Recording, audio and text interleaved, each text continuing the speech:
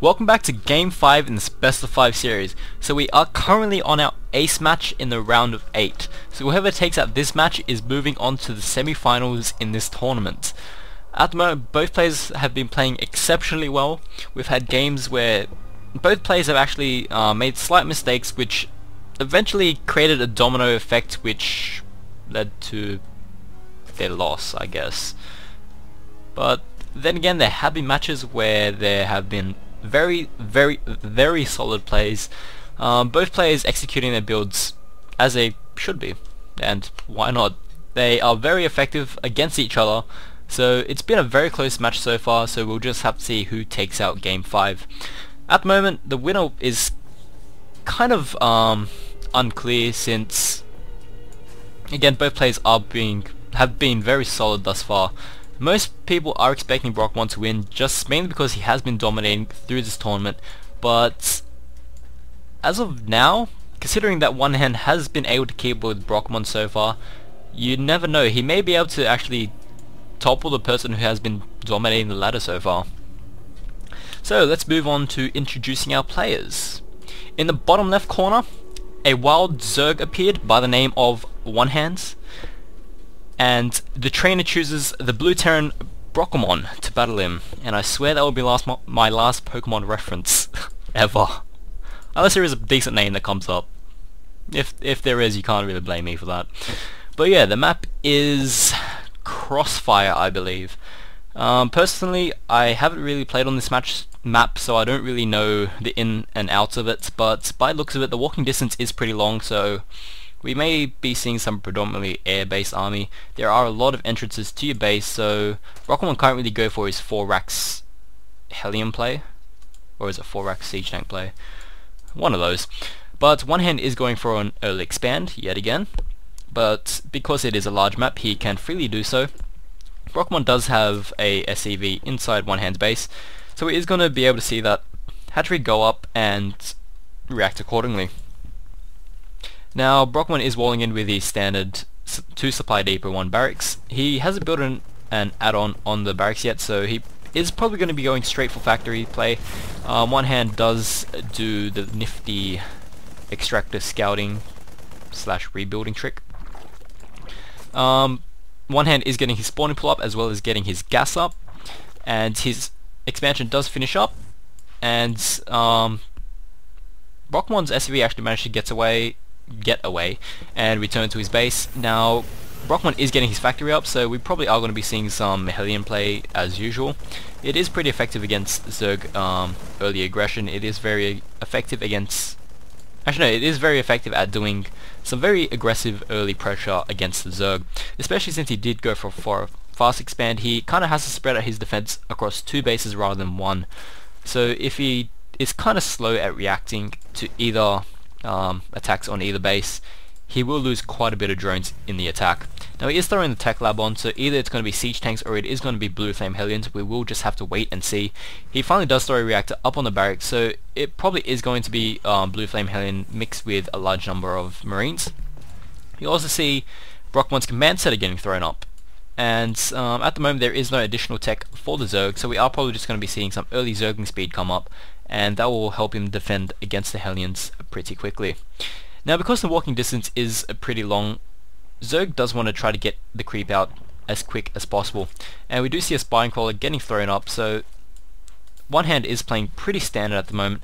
Brockemon is also playing pretty standard to his style. He does have 1 Zergling placed out here, so that is going to scout for any early pushes, but again, like I said, there are a lot of entrances to your bases, which means there are a lot of exits to your bases. So Brockemon can actually bypass that Zergling, run up this ramp here, which he does decide to do. So Zerg may be caught off guard, but he does have vision at the Zelnaga tower, so he is going to know that the Hellions are on their way. So he is going to reposition the Spineclaw just to help defend the drone line a lot more easily. Now Infernal Pre-Ignited does get thrown down, as well as Zergling speed for the Zerg. So at the moment, if we look at the income tab, Zerg is actually ahead on around 1000 minerals per minute.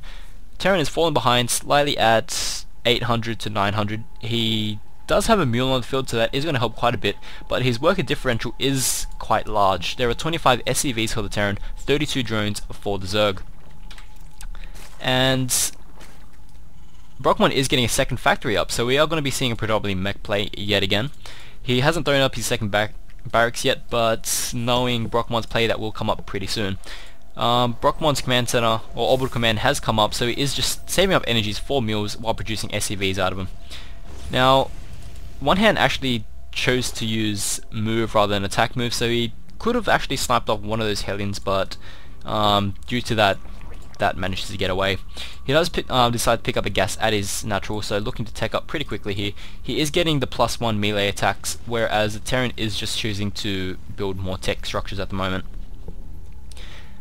So OneHand is getting his lair up, so we are probably going to be seeing some more upgrades or even some spy tech come up. Going off OneHand's previous play, we're not probably going to see some spy tech come up too quickly. He usually gets mutas slightly later in the game when the Terran is predominantly mech, just because mech is a lot slower. It's going to respond a lot slower to any aggression the Zerg does. The Zerg does do. The Terran is getting his army up, so he is getting some Thors out in anticipation for some mutas. He does fall back to his base, choosing not to be that aggressive. So OneHand is going to manage to escape, because the Hellions do have blue flames. They are going to be able to take out quite a lot of those Zerglings, and he does bring some more Marines and Hellions into the mix. So we are actually seeing a Spire getting thrown up for the Zerg somewhere. Stop hiding from me, Spire. Oh, there it is. So that actually is pretty open, so that is quite vulnerable to a drop, but again, because OneHand does have speedlings up, he is going to be able to clear up any drops pretty quickly. Now, he does regain vision of the Xel'Naga Tower. Again, StarCraft being a strategy game, intel is very important. You want to get as much scouting done as possible. Now, he really should move the Zerglings back up to the tower, which he probably is going to do after his Zerglings are in position. Now, he is trying to force a... Actually, no, he's not going to force a stim, because the Terran don't have stim yet. Spire is almost about to finish, so we probably will see some mutas popping out at any moment now. Now, OneHand is just placing the Zerglings there just in case the Terran does decide to go for a third, since that is generally where it's going to be placed. This is the 2v2 map, so there are only 2 spawning positions, so that generally is going to be a third, or you can be a bit risky and place your third here, which is kind of at a larger walking distance, so you're not going to be able to defend it all that well. Well, at least not this early on in the game. Now, OneHand is getting a second Evo chamber up that is going to help him pump out those upgrades a lot quicker. And Brockemon is moving out with a couple Marines, just trying to get some vision of the field. Going to snipe at that zone, which wasn't placed back at the Xel'Naga Tower, which probably is a slight mistake, to be honest. He would have actually not seen much. He would have seen that one Marine there, that's about it, but it's always good to have some vision of the map. Now, the Zerglings are going to clean that up and regain vision. The mutas are out on the field. The Terran can probably see it from this distance, but actually he does, and he does bring his Marines to the edge of the cliff. He kind of does get them out of position, swinging around to the high ground, where the Marines can't really get to them all that quickly. Now, the mutas are going to be forced back. Now, he does have the option to go to the main mineral base while all the units are out of position. The Thors are going to take a while to get there. The Marines are going to be blocked by a couple of the buildings, so the attack is not really going to be all that effective. Going straight for the middle line probably would have been better than trying to snipe off a tech structure. Since you don't really have all that much mutas, it will take quite a few hits to be able to bring that down. The Terran is going for his expansion, so he is looking to get his 4th, and going off the placement, he is probably looking to actually get his 4th in this position. That could be a good thing, that could be a bad thing. OneHand does have a Zergling place there, so he is probably going to see that command center fly over, probably not. He could place an Overlord here to get some scouting over there, but opting to keep his Overlords inside his base. The Terran is getting vehicle attack level 1 upgrades. Zerg choosing to go for flying attack upgrades level 1, as well as carapace and level 2 melee. So we are going to be seeing the general Zergling, possibly bailing muta mix by the Zerg, and the Terran is going to be committing quite a bit to the tech, to the mech army, as well as just complementing his army with a couple more Marines. We do have 3 factories up at the moment, with a 4th coming up. We are still only running on 1 barracks. With the Terran's income as it is, he could probably afford to throw up a couple more barracks, which he is probably going to look to do right now, since he is bringing the barracks up, and he can basically force out as many infantry units as he wants. Now, the income for the Zerg is actually pretty decent at the moment. He is sitting around 1,600 in comparison to the Zerg's 1,200. The Terran does have 2 mules on the field, so that does come into play quite a bit. Zerg is getting level 2 attack upgrades, still working on the level 1 carapace upgrade as well as level 2 melee. He's also getting the Baneling speed. Zerg could probably work on spreading his creep a little more. He is leaving his creep trimmers kind of idle. If he wants to make the Banelings as effective as possible, he really should work on spreading his creep quite a bit. Now the Hellions are going to get picked off by the Speedlings, and basically that's going to deny any scouting, because with Hellions they are going to be able to run pretty freely around your base unless you can take them down really quickly. Now I'm surprised his Zergling is still alive. That's basically been sitting there since the start of the game. I guess it just is outside of the vision of the Terran. So that is one lucky Zergling. It's actually going to make it through this match, hopefully. Although I highly doubt it, but you never know. Could be one hero Zergling. Now, the Zerg is actually choosing to be pretty passive with these mutas. He isn't really trying to do all that much damage. He could be afraid of the missile turrets. He could be afraid of the Thors. As far as Thor placement goes and missile turret goes, it is actually pretty secure, but there are pockets of undefended sections within this Terran's base. He could sack an Overlord, try to get as much detail about the Terran's building layout as he can, and then he can pick out weak spots and try to attack that. Now the Hellions do manage to get away from the mutas. Other than that, the Terran is actually getting his his third base up, and also double expanding to get his fourth. Now this is actually, he is getting the high yield, so yes, that is going to help his economy, but at the moment it is actually in quite a dangerous position. As you can see, the Zerg's creep is actually spreading out into this direction, so he can either go past here, or if the Zerg really chooses to, he can poke down here, which will obviously spot the fourth. So unless he can get his defense up pretty quickly, he won't be able to defend that all too well. And because he is going for mainly Thors, mainly Siege Tanks, mainly Hellions, he isn't going to be able to defend too quickly. He could post a couple Marines there, but if you do a Zergling run by or Baneling run by, they will get taken out pretty easily. Now, OneHand does take out another Scouting Hellion. So at the moment, the Hellions aren't really going to be all that useful. There are a lot of Zerglings that will pick off the Hellions pretty quickly. So he is just using them for what they can be used for, and in this case it is going to be to get some scouting information. Now the Zerg is moving into a very offensive position. He can basically either choose to check the fourth, which he actually doesn't. That could be a pretty bad idea actually. Especially if Terran does manage to drop down a lot of mules there. They will be able to basically rack up the gold really quickly.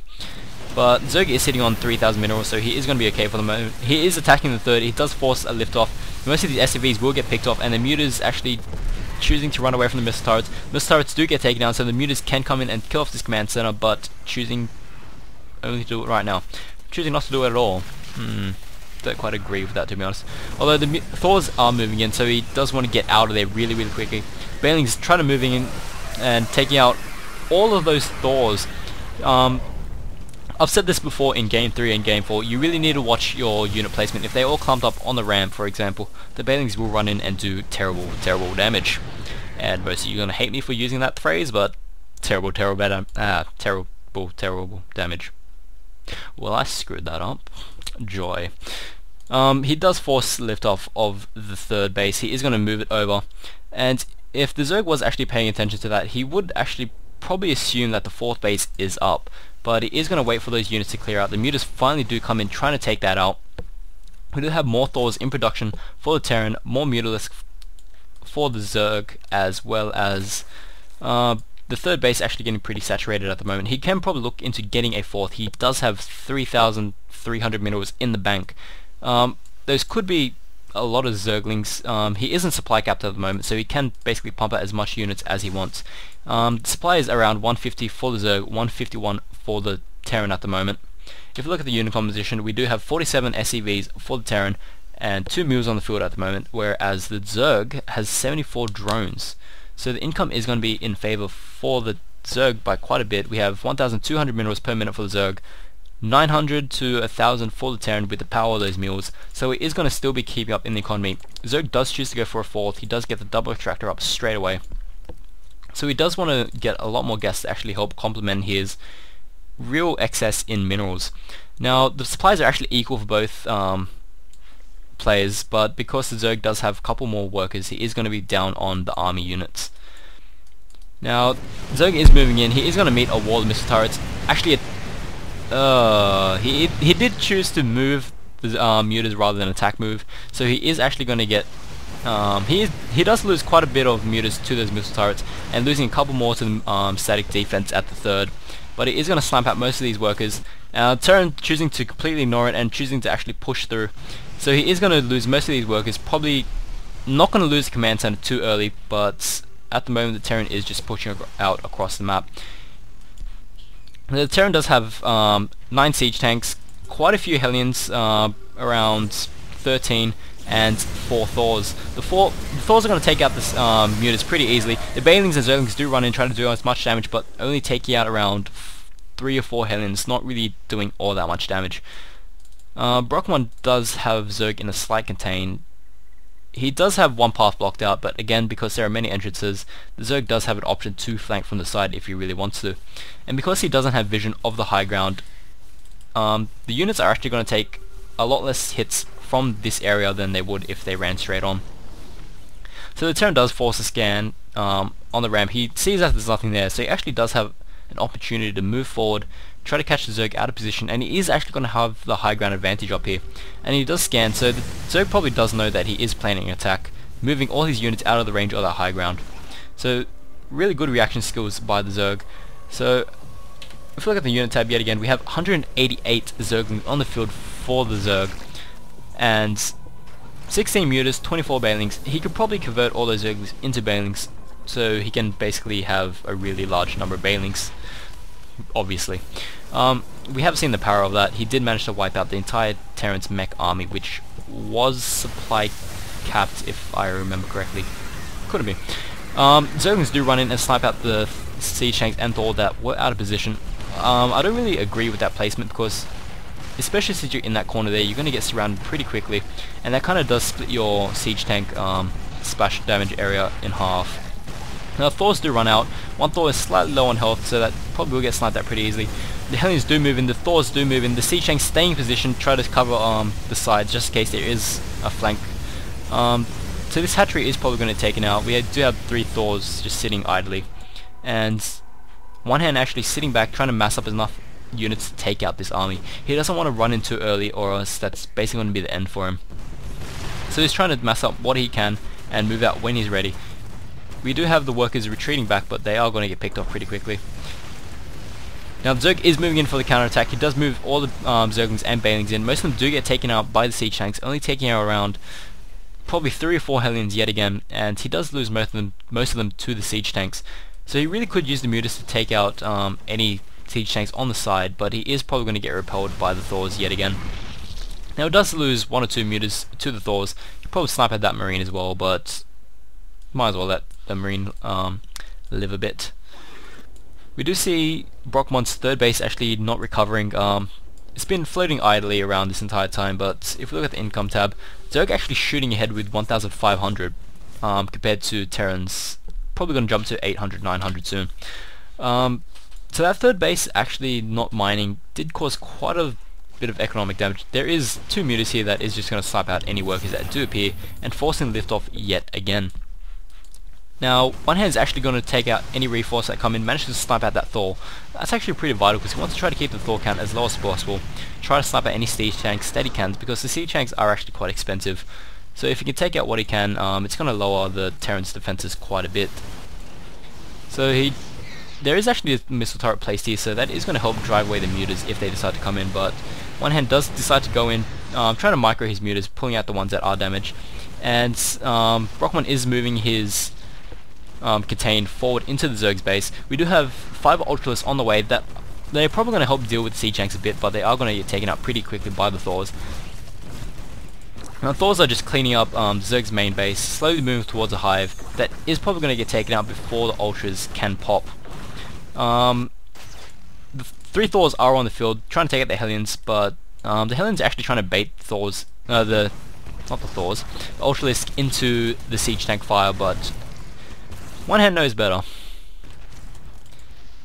So at the moment the Terran is actually in a slight slightly bad situation. He actually can possibly get flanked from 3 sides. If you look at the unit counting station, there are 36 Zerglings for the Zerg, 5 Ultralists, 5 Mutas, and 27 Banelings. So actually no, Terran is going to be pretty safe at the moment since he does have 15 Hellions, 12 Thors actually. That's actually quite a lot of Thors. Most of them are in his main base trying to defend against the Mutas though, so there are only 6 Thors here trying to defend his base, as well as 10 Marines and 13 Siege Tanks. So we do see more Ultralists in production, more Thors being produced by the Terran. Zerg actually still sitting on 3,000 minerals in the bank. He could probably expand again, throws a lot of in-base hatcheries, basically pile up as much lava as he can. And he actually does have his units spread out quite a bit. He could probably try to get a bit more of a tactical advantage across the Terran, because it is pretty slow. You're not going to be able to retreat all that quickly. And the Mutas are just hanging around, trying to pick off anything that does manage to fly by. So this command center probably is going to fall, assuming OneHand is paying attention to those Mutas. Now the Terran is moving in. The Hellions trying to force the Zerg units out of position, trying to get the Zerglings to run forward into the siege tank fire. At the moment, the Hellions are kind of expendable. They can basically get taken out by siege tank damage, and the Ultras do run in, take out a lot of those stores, but they are taking a lot of damage from the siege tanks at the moment. He does manage to take out 2 or 3 siege tanks, 3rd falling, 4th falling, 5th, 6th, 7th, another 4 does fall, and he does manage to clean up that mech army. But there is a small army there that probably will take out the Ultralists pretty quickly. That's 4 Thors and quite a few siege tanks which were unsieged. So they will actually get the bonus damage against the armored, so they did clean that up pretty efficiently. So we do see level 3 Carapace upgrade coming up for the Zerg, more Ultras on the field as well as another hatchery.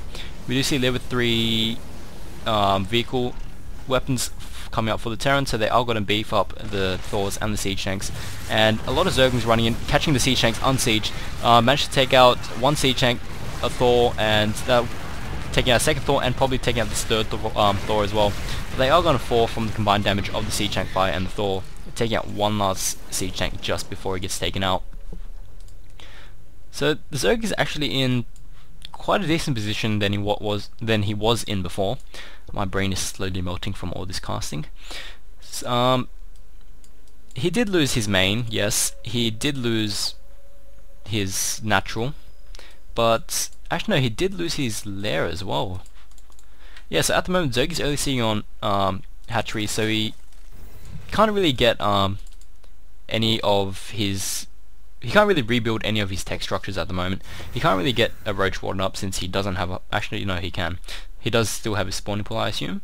Yes, he does. So he can't really get, say, his spire up, which he actually did lose in that attack. So we're not going to see any Mutalist reinforcements anytime soon. He's not rebuilding his...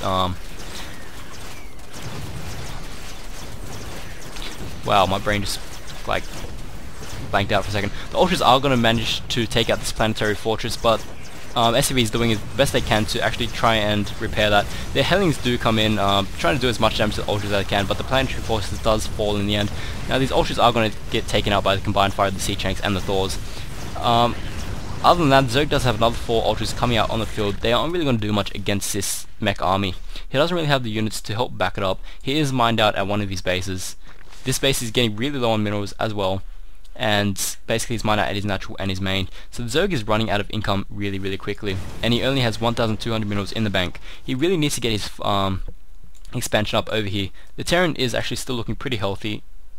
I guess not. Terran's sitting at around 400 minerals per minute. Zerg's sitting around 300. Now these SCVs here aren't really mining, so that is causing the Terran to drop down quite a bit. The Terran could gain quite an economic advantage if he did keep an eye on his SCVs, but at the moment the Terran is actually still in quite a commanding position. He does have a pretty good contain on the Zerg, quite a lot of Thors on the field, quite a lot of siege tanks, and basically since the Zerg can't reinforce with the low tier armies, which you can't mass up, basically it'd only have Ultras to deal with this really fearful army. So if the Zerg does engage right now, he is going to lose all these Ultras, and that is basically going to be GG for him. The Zerg is slowly pushing out. He does know where the units are. He does know that he can end this game right now. This Ultra barely escaping with his life at the moment with 22. That's probably like 1 volley from the siege tanks and that would basically be gone. Now he is going to slowly bunny hop into his base. This is his only last functioning base. He is mined out his main, mined out of his natural, and basically once this hatchery is gone, it's going to be GG for the Zerg. Now if two Thors do decide to run in by themselves, they are probably going to get sniped out by the Ultras. See Cheng's support and an extra Thor early moving in just now. Both Thors do fall. One Ultra falls, two Ultra Thors falls. That's a tongue twister. And that is basically going to be GG for the Zerg. So OneHand does type out with the GG. And to be honest, this series was actually pretty good. It did go to the ace match, which is always good in a tournament. Most of the games were macro play, as OneHand does agree, saying that Brockemon's macro is Gosu. And for those who don't know what Gosu is, A, you're doing it wrong, B, it just basically means epic in Korean. So my general comments over this series, apart from the fact that it was actually pretty good, we did see quite a few different situations appear in the series, and it was actually good to see how the players responded to it. The only thing that I could possibly fault with this series was it actually got quite repetitive, as many of you probably have realized. Especially if you're going in a best of 5 against someone. Not really relevant if you're going in a best of 3, and not relevant at all if it's a best of 1. But if it's a best of 5, 7, etc, etc, you kind of want a range of build orders against your opponent. Otherwise, if they realize that you start going the same build from game 1, 2, 3, from that point onwards, it actually becomes a bit more predictable. So you can actually kind of play blind and still counter their build pretty effectively. So we did see Brockemon go for the Hellion openings into mass mech. We did see OneHand going for the Speedling opening into Mutas and Bailings basically. But we did see Brockemon go in with a all-in attack that probably threw OneHand off slightly, but OneHand did react pretty well. So just to summarize, if you guys are going for best of 5s, just mix up your build orders a bit. They might be slightly less effective, but you kind of do gain the element of surprise instead, and sometimes, because it is a strategy game, you do want to kind of mess with your opponent's head quite a bit, so just keep that in mind. So yeah, Brockemon will be the one advancing into the round of 4, which is probably going to be pretty epic. If I remember correctly, Brockemon will be versing Altpig in the round of 4, so that will be an interesting couple of matches.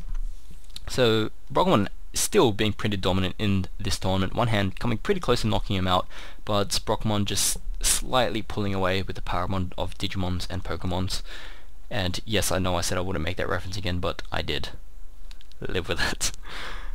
This has been Crucius for IntoStarCraft, UCID and New South Wales Starsock, and I'll see you guys in the round of 4.